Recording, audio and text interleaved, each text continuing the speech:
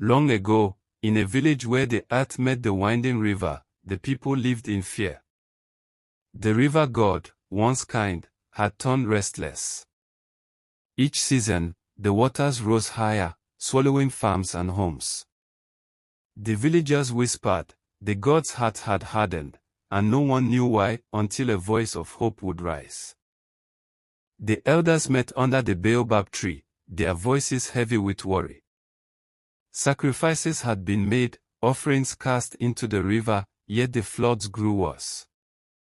Some said the river god demanded something greater, something beyond food or riches.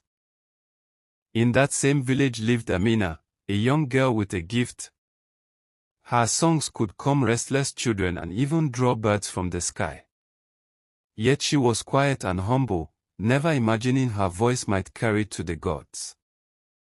One night, the river swelled without warning. Water tore through the farms, sweeping away goats and grain. The villagers ran, crying out for mercy.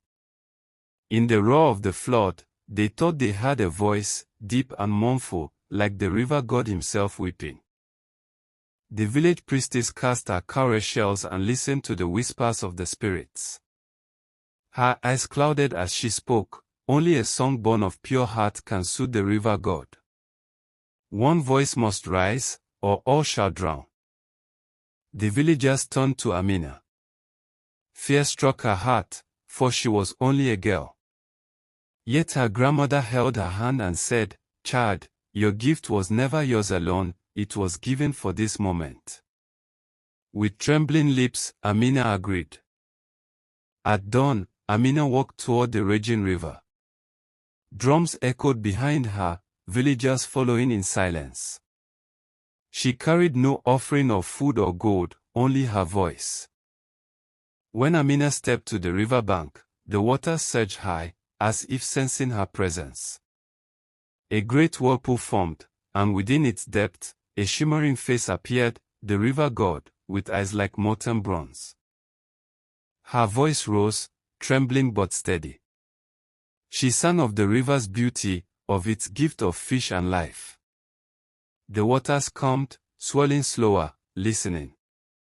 For the first time in years, the river god was silent. But then, the river god thundered, "You dare sing to me, child? Do you not know my sorrow?" The waters roared again, crashing high, threatening to drown the village. Amina faltered, but did not stop singing. Through her tears, Amina sang of loss, of mothers who buried their children, of fathers who drowned at sea, of hearts broken by the river's rage.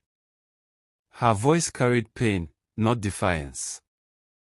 The river god's roar softened. At last, the river god spoke, "Long ago, the people forgot me. They took without thanks, they polluted my waters. My heart grew bitter. But your song, it reminds me of love I once felt for humankind." Amina lifted her voice once more, not of fear, not of sorrow, but of hope. She sang of harmony between river and people, of respect, of gratitude. The villagers joined in, their voices rising as one.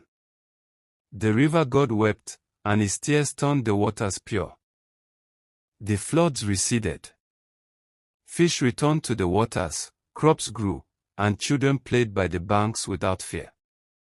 The river god, soothed by song, swore to guard the people, so long as they remembered to honor the river with gratitude. And so, every year, the people gathered by the river to sing the song of Amina. They sang not out of fear, but out of love. For they knew the river's heart was like their own, restless, sorrowful, but soothed by the voice of truth.